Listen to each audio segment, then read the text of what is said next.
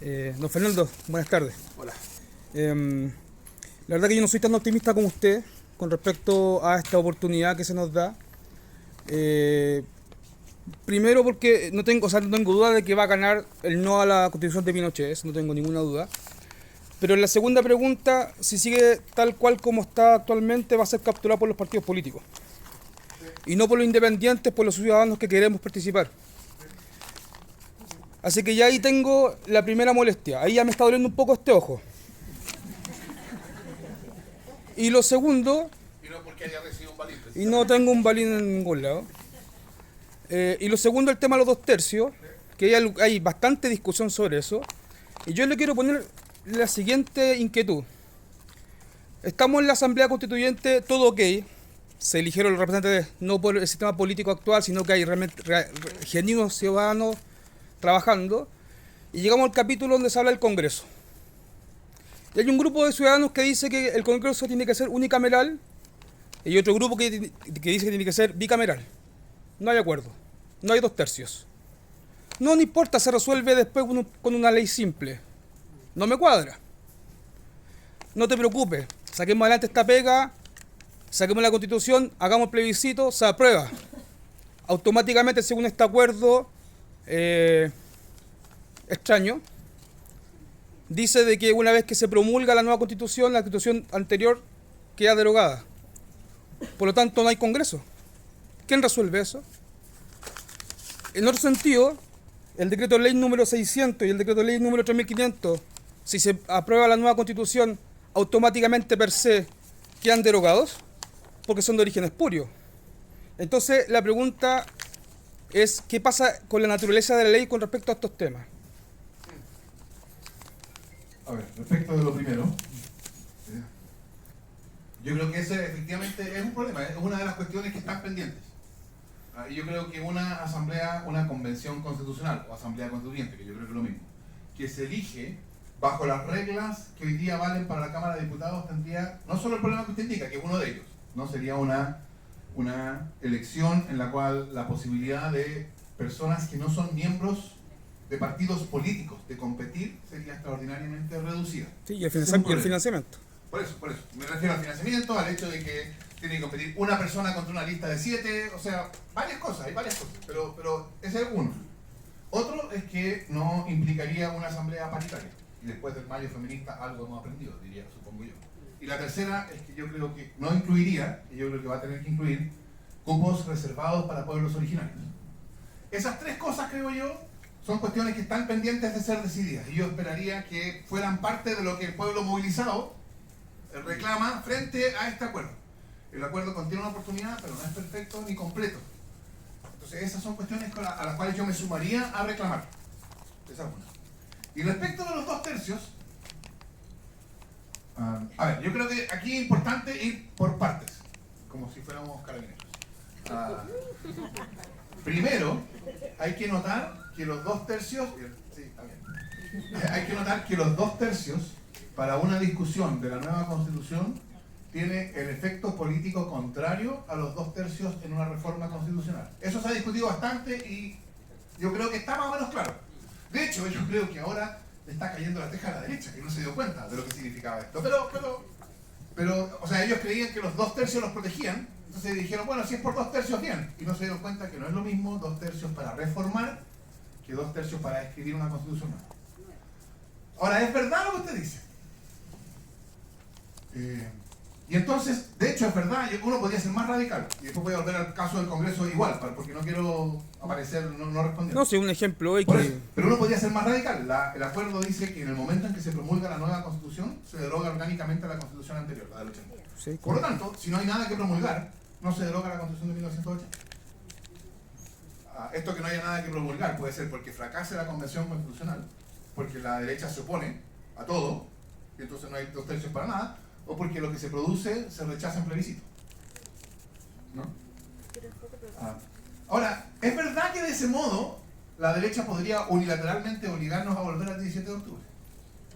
Pero yo creo que pero piensen lo que significaría esto, ¿no? O sea, ¿cuál es el escenario que nos estamos poniendo? Estamos poniendo un escenario de que hubo un plebiscito que vota que sí a la nueva Constitución, que vota que sí a la realización de una convención constitucional que tiene una pinta de asamblea constituyente que es difícil de eludir. Que después hay una elección para la asamblea constituyente. Que el Chile pasa entonces todo ese año de discusión sobre el plebiscito y sobre la elección de la asamblea, y después sobre mientras la asamblea está operando, en un grado de discusión constituyente y una expectativa sobre la nueva constitución que nunca antes había habido. Y que al final de todo eso, por la obcecación de la derecha para volver a la constitución del 80, todo eso queda en nada. Yo creo que eso inaugura una crisis política que dura una década completa. O de esa envergadura estamos hablando. O guerra civil. Bueno, no sé si guerra civil, pero sí una crisis política que dura una década, por lo menos, de ahí para arriba. Entonces yo creo que la verdad es que creer que eso puede pasar, o sea, no estoy diciendo que no pueda pasar. La pregunta no es si puede o no pasar, porque en sentido estricto puede ocurrir. La pregunta es ese un escenario suficientemente probable como para que uno diga, yo no me embarco en esta? Y yo creo que no es suficientemente probable, aunque es posible, ¿verdad? Siempre en la política las cosas pueden no salir bien. Si uno espera para actuar el momento en que tiene la garantía del éxito, no va a actuar nunca.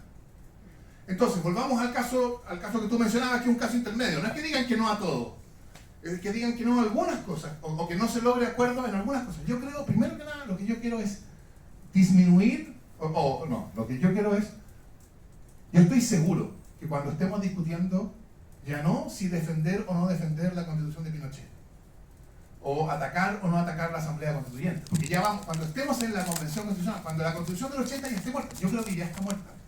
O sea, ustedes habrán escuchado, no sé, quizá a la Jimena Osandón, Jimena Reguleque Osandón, ¿no? Decir que tenía que aumentarse el 50% de la pensión solidaria, y el periodista le preguntaba, pero es una ley inconstitucional porque es un proyecto que irroga gasto de iniciativa exclusiva del presidente de la República.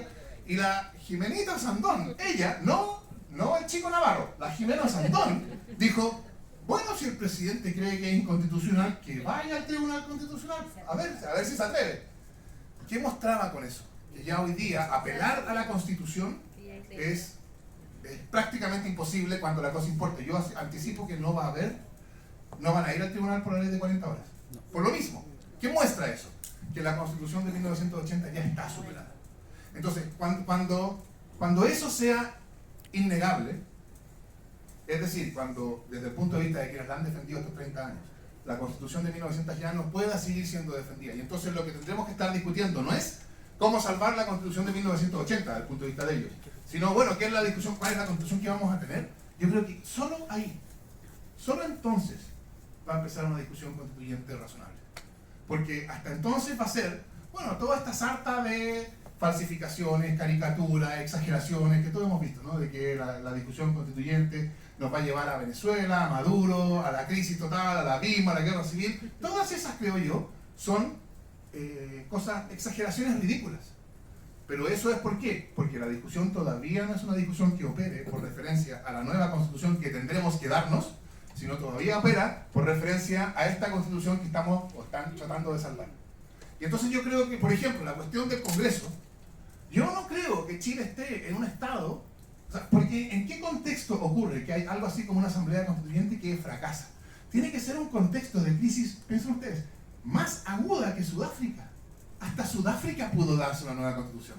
No fue una nueva constitución ideal, requirió mucho, pero se la pudieron dar. ¿Qué quiere decir que se pudieron dar una nueva constitución? Que en las cuestiones centrales que definen una constitución, fue posible producir una convergencia suficiente. Entonces yo no creo que Chile esté hoy en una situación más dramática que la situación en la cual estaba Sudáfrica a la salida de la apartheid. O la situación en la cual estaban en los Balcanes o durante la guerra civil. No, yo creo que Chile está en una situación difícil, sí. Y muchas de las maneras, o muchos de los recursos que usaríamos para facilitar la discusión de una nueva constitución, hoy no lo tenemos disponible. Piensen ustedes que si hubiera habido una asamblea constituyente el año 91, la participación ciudadana se habría fácilmente canalizado a través de los partidos políticos y nadie se habría quejado el 91. Hoy día eso es impensable. Entonces, claro, hoy día es más difícil. Entonces, por cierto, no quiero decir que que estemos en una situación ideal. Lo que quiero decir es que yo creo que tampoco hay que exagerar la imposibilidad de llegar a un acuerdo básico en términos constitucionales, no para solucionar todas las cuestiones, sino para fijar las fundamentales. Y las demás, bueno, las demás se irán arreglando más tarde. Por eso, parte importante de la discusión constituyente, que tiene que ver con lo que yo hablaba antes, es cómo la Constitución va a empoderar o incapacitar a la política que comienza el día siguiente. Y con respecto al efecto jurídico de la nueva Constitución con los decretos de ley de la dictadura, Yo creo que pues nosotros- según mi pensar desde el sentido común, es que deberían ser derogados. Bueno, yo, por supuesto, a ver, primero, todo lo que yo voy a decir supone que no hay reglas especiales que disponen algo, porque si hay una regla, si se decide O algo sea, respecto, asumiendo de que no hay Por eso. ninguna cápite con respecto a los decretos de ley. asumiendo que no hay ninguna decisión especial, O porque alguna hay ley, otra que ver. o alguna ley orgánica O sea, ¿cuál constitucional. sería el efecto que la nueva Constitución produce en general en un sistema jurídico que existe? Porque está lleno de leyes, algunas más regulares que otras. Sí. Yo creo que, en principio, pensando también en lo que pasó en la transición, cuando se dictó la Constitución del 80, cuando se dictó la Constitución del 25 o en otros países, en principio, la dictación de la nueva Constitución no va a implicar que haya leyes que caducan automáticamente. Salvo que se enumeren, ¿no? La ley tanto, ahí sí. Pero si no se dice, si no se identifican, esas leyes van a seguir rigiendo. Todas. En principio. Inclusive los decretos de ley. Sí, inclusive los decretos de ley. Lo que pasa es que esas leyes que continúan rigiendo van a estar más o menos en contradicción o en tensión con la nueva Constitución, dependiendo de lo que decía la nueva Constitución. Por ejemplo, yo esperaría que la nueva Constitución no consagre que sobre los derechos de aprovechamiento de agua hay propiedad privada. Y entonces va a haber una tensión entre la nueva Constitución y el Código de Aguas que sí los consagra. Algunas de esas tensiones se van a solucionar a través de los mecanismos que la nueva Constitución tenga para declarar la inconstitucionalidad de las leyes, si es que los tiene, ¿no? O sea, la nueva Constitución podría tener un tribunal que puede pronunciarse sobre leyes inconstitucionales y en ese caso algunas de esas cosas se van a poder ir solucionando de ese modo. Pero yo diría eso probablemente va a ser excepcional. Lo normal va a ser entonces que haya legislación que es necesario poner a tono con la nueva Constitución y eso conforme al nuevo proceso legislativo, el que cree la nueva Constitución, se irá haciendo con la urgencia que cada caso tenga. Yo anticipo, por ejemplo, que la discusión de un nuevo código de aguas va a estar, no sé si va a ser el primer tema en la agenda, pero va a estar bien arriba en la agenda. Entonces, la pregunta de cómo la nueva Constitución se relaciona con el código de aguas va a ser una pregunta que va a surgir rápido. Lo mismo diría yo con el decreto de ley 3500. Que es de la AFP. De que AFP. O sea, yo diría, AFP va a ser también un tema en que rápidamente va a ser necesario poner a tono la legislación que viene con la nueva Constitución. Hay otros temas probablemente que van a quedar más rezagados porque hay otros que tienen prioridad. Pero ese es el proceso que yo creo que va a pasar. Muchas gracias.